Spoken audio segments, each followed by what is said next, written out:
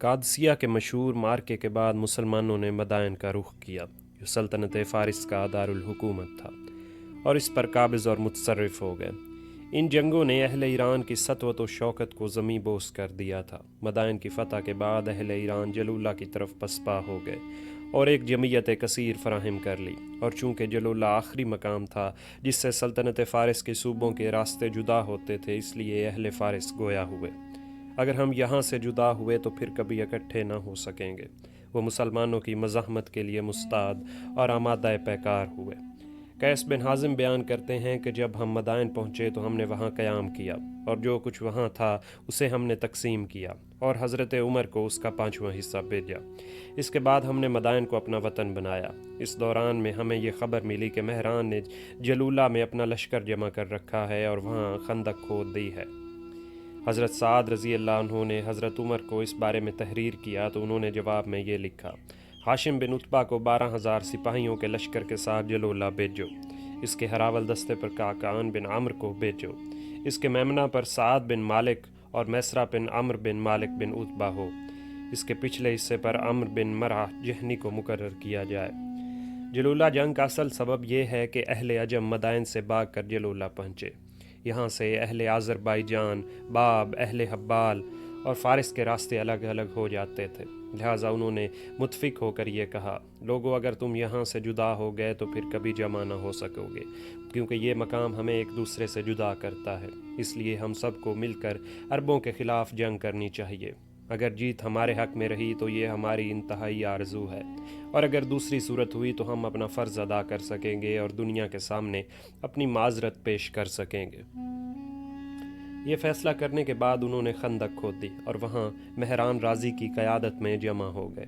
بادشاہ یزدجرد حلوان کی طرف چلا گیا اور وہاں رہنے لگا، مگر وہاں اپنا ایک آدمی چھوڑ گیا اور ان کی امداد کرتا رہا۔ وہ خندق میں رہنے لگے اور اس کے چاروں اطراف خاردار لکڑی کی باڑ لگا دی، صرف اپنے راستے انہوں نے چھوڑ رکھے تھے۔ حضرت عامر شعبی فرماتے ہیں کہ حضرت ابو بکر جنگوں میں سابق مرتد مسلمانوں سے مدد نہ لیتے تھے، لیکن ان کی وفات کے بعد حضرت عمر انہیں جنگ میں شریک کرنے لگے تھے، تاہم انہیں بہت چھوٹے دستے کے علاوہ کسی اور جگہ افسر مقرر نہیں کرتے تھے۔ آپ یہ پسند نہیں فرماتے تھے کہ صحابہ کے ہوتے ہوئے کسی دوسرے کو فوج کا سردار مقرر کیا جائے۔ اگر صحابہ میں سے کوئی نہ ملتا تو نہایت ہی شریف تابعین میں سے کسی کو مقرر فرماتے تھے۔ جو پہلے مرتد ہو گئے تھے ان میں سے کسی کو مقرر نہ کرتے تھے۔ حضرت ہاشم بن عتبہ مسلمانوں کو لے کر مدائن سے ماہ صفر میں 12,000 کے لشکر کے ساتھ روانہ ہوئے۔ ان میں جلیل القدر مہاجرین اور انصار اور عرب کے مشہور سردار شامل تھے۔ اس میں ایسے سردار بھی تھے جو پہلے مرتد ہو چکے تھے، اور وہ بھی شریک تھے جو پہلے مرتد نہیں ہوئے تھے۔ یہ 16 ہجری کا واقعہ تھا۔ وہ مدائن سے چل کر جلولہ پہنچے تو دشمن کا محاصرہ کر لیا اور خندقوں کو چاروں جانب سے گھیر لیا۔ اہل فارس نے محاصرے کو توڑ دیا اور وہ صرف ضرورت کے وقت باہر نکلتے تھے۔ مسلمانوں نے جلولہ میں 80 دفعہ حملے کیے، اور ہر موقع پر اللہ تعالیٰ نے مسلمانوں کو دشمن کے خلاف فتح و نصرت اور کامرانی اور کامیابی عطا فرمائی۔ وہ مشرکین کی لکڑی کی خاردار باڑ پر بھی غالب آ گئے، انہوں نے لوہے کی باڑیں لگا لی تھیں۔ بطان بن بشیر روایت کرتے ہیں کہ جب حضرت ہاشم جلولہ میں مہران کے مقابلے کے لیے آئے تو انہوں نے اس خندق کا محاصرہ کر لیا۔ دشمن مسلمانوں کا نہایت خوف اور دہشت کی عالم میں مقابلہ کر رہا تھا۔ حضرت ہاشم مسلمانوں کے درمیان کھڑے ہو کر یہ فرماتے تھے: یہ وہ منزل ہے جس کے بعد ایک اور منزل آئے گی۔ حضرت سعد سواروں کو بھیج کر ان کی مدد فرما رہے تھے۔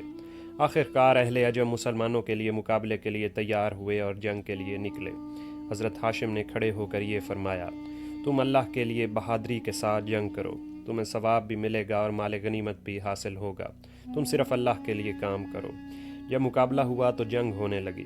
آخر کار اللہ نے ان پر ایسی آندھی بھیجی جس سے فضا ان پر تاریک ہو گئی اور ان کے لیے پیچھے ہٹنے کے سوا کوئی راستہ نہ رہا۔ ایسی صورت میں جب سوار خندق میں گرنے لگے تھے، انہوں نے اپنے قریب ایسا راستہ بنایا جہاں سے گھوڑے چڑھ کر جا سکیں۔ اس طریقہ سے ان کی قلعہ بندی میں تو خلل پڑ گیا۔ مسلمانوں کو بھی اس بات کی خبر ہو گئی تو مسلمانوں کی طرف دیکھ کر کہنے لگے: ہم دوبارہ ان کی طرف آئیں گے اور ان کے اندر گھس جائیں گے یا مر جائیں گے۔ جب مسلمان دوبارہ حملہ کرنے کے لیے آئے تو اہل فارس نے مسلمانوں کے قریبی حصے میں خندق کے ارد گرد لوہے کی باڑیں لگا دیں تاکہ وہ گھوڑوں پر سوار ہو کر پیش قدمی نہ کر سکیں۔ انہوں نے اپنی آمد و رفت کے لیے ایک راستہ چھوڑ رکھا تھا۔ اس کے بعد وہ مسلمانوں کے مقابلے کے لیے نکلے اور بہت سخت جنگ کی، ویسی بہادری کے ساتھ لڑے کہ لیلۃ الحریر کے سوا دوسری کسی جنگ میں اس طرح نہیں لڑے تھے، مگر یہ جنگ زیادہ اہم تھی اور زیادہ مختصر تھی۔ لیلۃ الحریر جنگ قادسیہ کی تیسرے دن یعنی یوم اماس کی رات تھی۔ اس رات میں فریقین کو سب سے زیادہ جانی نقصان برداشت کرنا پڑا۔ حضرت قعقاع اس راستے سے جہاں سے انہوں نے حملہ کیا تھا ان کی خندق کے دروازے کی طرف پہنچ گئے تھے۔ وہ وہاں پھنس گئے تھے۔ انہوں نے ایک شخص کو حکم دیا کہ یہ اعلان کرے، اے مسلمانوں، تمہارا امیر دشمن کی خندق میں داخل ہو گیا ہے اور وہاں پھنس گیا ہے، تم اس کی طرف متوجہ ہو جاؤ، وہاں پہنچنے میں تمہاری راہ میں رکاوٹ نہیں ہے۔ انہوں نے یہ اعلان کرانے کے لیے اس لیے حکم دیا تھا کہ مسلمانوں کو تقویت حاصل ہو، چنانچہ مسلمانوں نے حملہ کر دیا۔ انہیں اس بارے میں کوئی شک و شبہ نہ تھا کہ حضرت ہاشم وہاں موجود ہیں، لہٰذا ان کے حملے کی راہ میں کوئی چیز حائل نہیں ہو سکتی، حتیٰ کہ وہ خندق کے دروازے پر پہنچ گئے اور وہاں پر حضرت قعقاع بن عمرو تھے۔ مشرکین اب دائیں بائیں بھاگنے لگے تو ان باڑوں میں پھنس کر ہلاک ہونے لگے جو انہوں نے مسلمانوں کے لیے تیار کر رکھی تھیں۔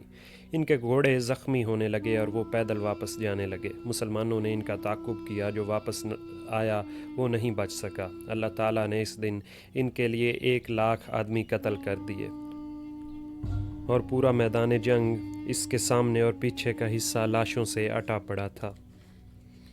سیف کی روایت ہے کہ حضرت ہاشم نے حضرت قعقاع بن عمرو کو اہل عجم کے تعاقب کا حکم دیا۔ جب ریاست کے حاکم یزدجرد کو شکست کی خبر موصول ہوئی تو وہ حلوان سے نکل کر پہاڑوں کی طرف چلا گیا۔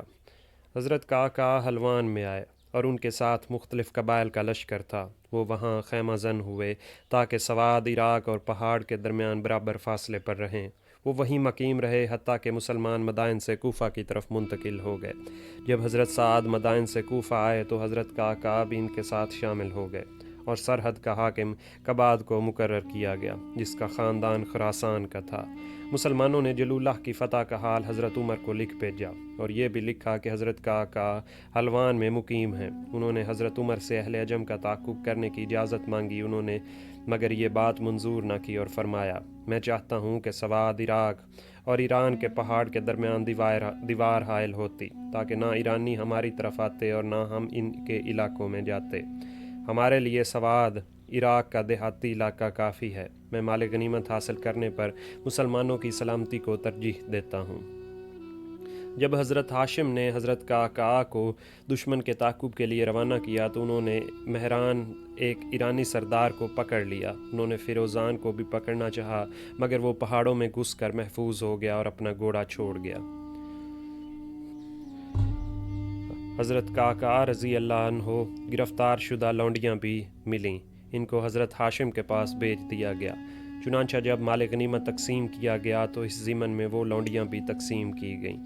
ان سے اولاد ہوئی۔ یہ قیدی جلولہ کے قیدی کہلاتے ہیں اور انہی میں حضرت شعبی کی والدہ بھی ہیں جو قبیلہ ایس کے ایک شخص کے ہاتھ لگی تھیں۔ ان کے مرنے کے بعد عامر شعبی ان کے بطن سے پیدا ہوئے اور قبیلہ ایس میں انہوں نے نشو و نما پائی۔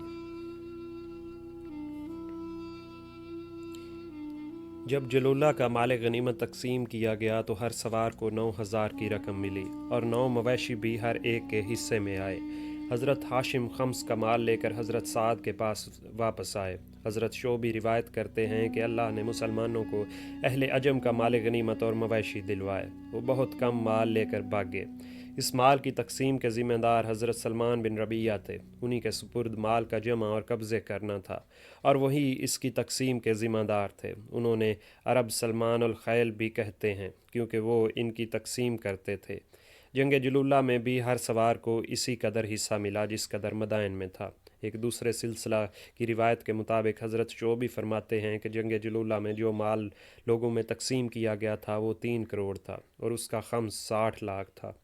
سیف کی روایت ہے کہ حضرت سعد نے جنگ جلولہ کے خمس سے خاص انعام کے طور پر ایک شخص کو عطیہ دیا تھا جس نے اس جگہ سب سے بڑھ کر بہادری کے کارنامے انجام دیے تھے، اور ایک انعام اس کو دیا تھا جس نے مدائن میں سب سے بڑھ کر بہادری کے کارنامے سر انجام دیے تھے۔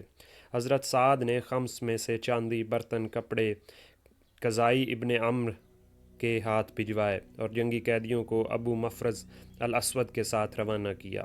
زہرہ اور محمد بن عمر دونوں روایت کرتے ہیں کہ خمس قزائی اور ابو مفرز کے ہاتھ بھیجا گیا اور اس کا حساب زیاد بن ابی سفیان کے ہاتھ بھیجا گیا، کیونکہ وہی حساب لکھتے اور اسے رجسٹر میں درج کرتے تھے۔ جب یہ سب حضرت عمر کے پاس پہنچے تو زیاد نے مال غنیمت کے بارے میں حضرت عمر سے گفتگو کی اور اس کا تمام حال بیان کیا۔ حضرت عمر نے فرمایا، کیا تم مسلمانوں کے سامنے کھڑے ہو کر اسی طرح بیان کر سکتے ہو جس طرح تم نے میرے سامنے بیان کیا ہے؟ زیاد نے جواب دیا، خدا کی قسم روئے زمین پر آپ سے زیادہ میرے دل میں کسی کا خوف نہیں، تو ایسی حالت میں دوسروں کے سامنے کیوں بیان نہ کر سکوں گا؟ چنانچہ زیاد نے لوگوں کے سامنے کھڑے ہو کر تمام حالات بیان کیے اور مسلمانوں نے جو کارنامے انجام دیے ان کا بھی ذکر کیا، اور یہ بھی بتایا کہ مسلمان اس بات کی اجازت چاہتے ہیں کہ وہ دشمن کے ملک میں آگے بڑھتے جائیں۔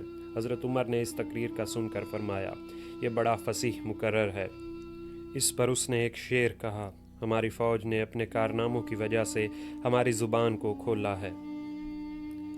جب حضرت عمر کے پاس مال کا 5واں حصہ یعنی خمس لایا گیا تو آپ نے فرمایا، اس مال غنیمت کو کوئی چھت ڈھانپ کر نہ رکھ سکے گی، بلکہ میں اسے بہت جلد تقسیم کر دوں گا۔